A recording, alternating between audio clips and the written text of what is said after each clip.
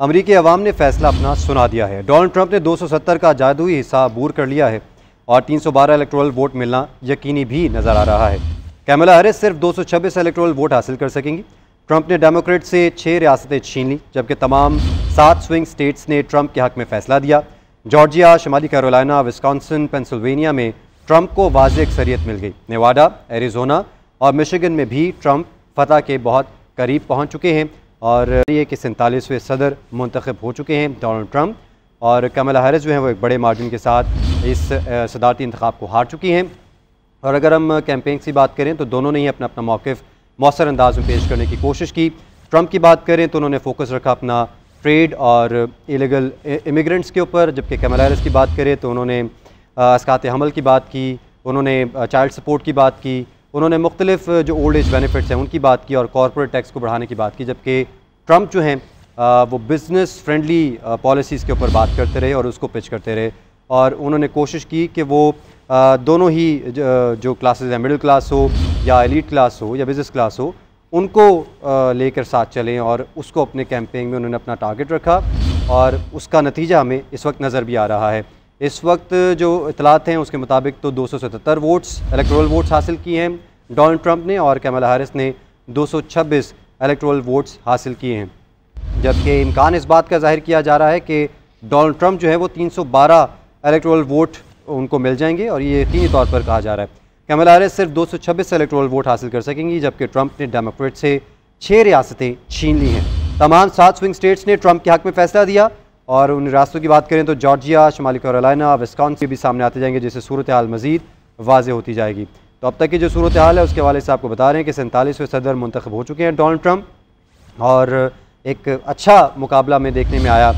जब हम कैंपेन के दौरान डिबेट्स की बात करते थे तो उसमें भी क्लीन बोल्ड करते दिखाई दिए हमें ट्रंप मुख्तलिफ डिबेट्स में। अगर इकनॉमिक पॉलिसीज़ की बात करें, इकनॉमिक इशूज़ की बात करें, वैसे सतही इशूज़ की बात करें, तो डोनाल्ड ट्रंप ने जो पॉलिसीज़ बताई या जिस तरह से अपनी जो पार्टी का एक ओवरऑल ओवरव्यू था उसको पिच किया, उसमें हमें डोनाल्ड ट्रंप जो है वो विक्ट्री लेते हुए दिखाई दे रहे थे। और अब तकरीबन ये बात उस पर मोहर भी सख्त हो चुकी है। 277 वोट डोनाल्ड ट्रंप ने हासिल किए हैं और 226 वोट कैमला हैरिस को पड़े हैं। मुख्तलिफ रियासतों की बात कर लेते हैं तो पेंसिल्वेनिया में डोनाल्ड ट्रंप जो हैं वो 51% से ज़्यादा वोट लेकर आगे रहे। ओहायो की बात करें, डोनाल्ड ट्रंप यहाँ पर 55.3% से ज़्यादा वोट हासिल कर सके। इंडियाना की बात करें तो वहाँ पर भी तकरीबन 60% से ज़्यादा डोनाल्ड ट्रंप ने वोट हासिल किए। आयोवा की बात करें तो डोनाल्ड ट्रंप ने 56.2% से ज़्यादा वोट हासिल किए। अगर कैमला हैरिस की बात करें यहाँ पर आयोवा में कैमला हैरिस 42.5% तक महदूद रहीं। इसी तरह नेब्रास्का की बात करें, डोनाल्ड ट्रंप तकरीबन 59% वोट लेकर यहाँ पर आगे रहे। कैमला हैरिस तकरीबन 39% वोट लेकर यहाँ पर जो है वो पीछे रहीं। और वायमिंग की बात करें तो डोनाल्ड ट्रंप 73.9% यानी तकरीबन 74% वोट यहाँ पर लेकर आगे रहे, और कैमला हैरिस ने यहाँ पर 24.5% वोट हासिल किए। साउथ डकोटा की बात करें तो डोनाल्ड ट्रंप यहाँ पर तकरीबन 68% से ज़्यादा वोट लेकर आगे रहे। कैमला हैरिस जो है यहाँ पर 30.5% तकरीबन वोट हासिल कर सकें। इसी तरह मोंटाना की बात करें तो डोनाल्ड ट्रंप 57.2% वोट से लेकर आगे रहे, और कैमला हैरिस मोंटाना में 39.9% यानी तकरीबन 40% वोट यहाँ पर ले सकें, और यहाँ पर वो पीछे रहे। अगर कुछ उन स्टेट्स की बात करें जहाँ पर कैमला हैरिस की हमें बढ़तरी दिखाई दी, वाशिंगटन की बात करें तो कैमला हैरिस यहाँ पर 58.6% तकरीबन वोट उन्होंने यहाँ पर हासिल किया। डोनाल्ड ट्रंप यहाँ पर 39% वोट लेकर पीछे रहे। आसिफ भट्टी साहब हमारे साथ मौजूद हैं।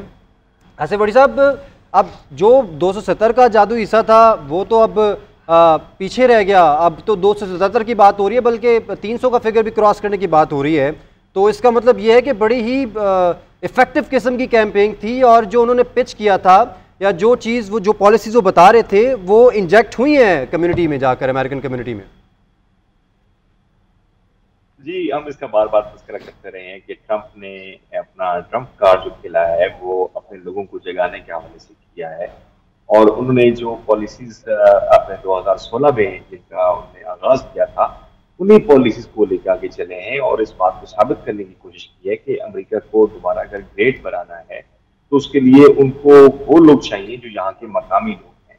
और मैं बार बार ये बात इसलिए कह रहा हूँ क्योंकि देखिए मुसलमानों ने अगर वोट दिया तो कितना सारा वोट है, वो कितनी परसेंटेज उसकी बनती है, 0 पॉइंट समथिंग बनती है, 1% भी नहीं बनती है। इसी तरह से अरब्स हैं, उनके अंदर बहुत सारे दीगर मज़ाहब के लोग भी शामिल हैं।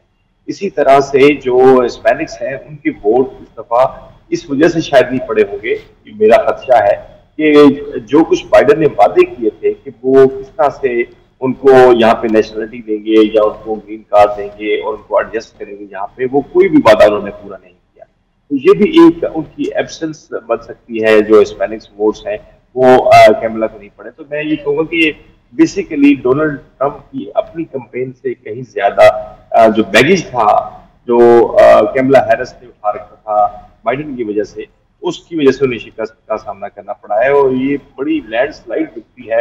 इससे पहले भी मैं बात कर रहा था तो एक चैनल पे मैंने ये जिक्र किया कि देखें, अगर ट्रंप के पास ये ताकत आ गई है कि वो जो कुछ कहेंगे वो कौमी उनकी असेंबली से, अपने कांग्रेस से और सेनेट से मंजूरी उसकी हो जाएगी, तो वो कानून बन जाएगा। तो ये एक बहुत बड़ी ताकत है।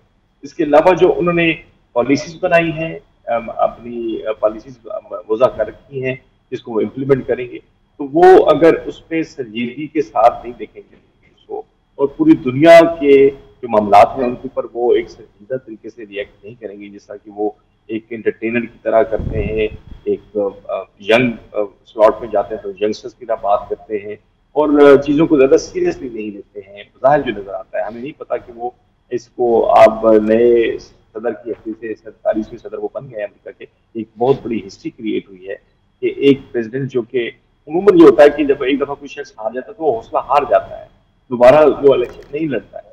लेकिन ये पहली मरतबा हमें देखने को मिला है कि 2016 में इलेक्शन जीते मुझे मुश्किल से, और फिर 2020 में हार गए और फिर 2024 में फिर खड़े हो गए कि मुझे तो 2020 नहीं छोड़ना चाहिए था, और वो दोबारा प्रेसिडेंसी पहुंच गए।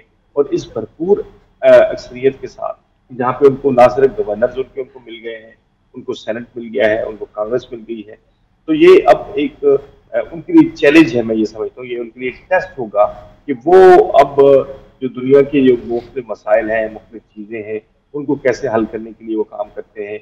इंटरनल जो मामला हैं जिसमें सिक्योरिटी का मामला भी शामिल है, यहाँ की इकोनॉमी का मामला शामिल है, इमिग्रेंट्स का मामला शामिल है, और ज़ाहिर है हम बात कर रहे थे तो पहले कि किसी न किसी तरीके से यहाँ की जो इन्वायरमेंट का जो मामला है पूरी दुनिया के अंदर, वो अमेरिका के अंदर भी मौजूद है इस वक्त। आपको पता है कि मुख्तलिफ इलाकों में कहीं पहाड़ों पर आग लगती है, कहीं पे वैसे मिसाइल हैं।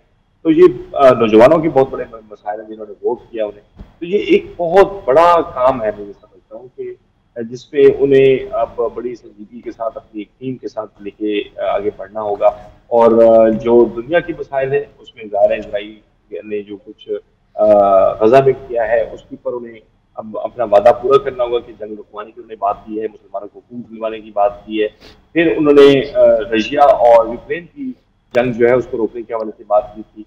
चाइना के साथ जो ताल्लुकात हैं वो कैसे बहाल करते हैं, उसको कैसे बेहतर बनाते हैं, ये अब उनके लिए बहुत बड़ा चैलेंज है।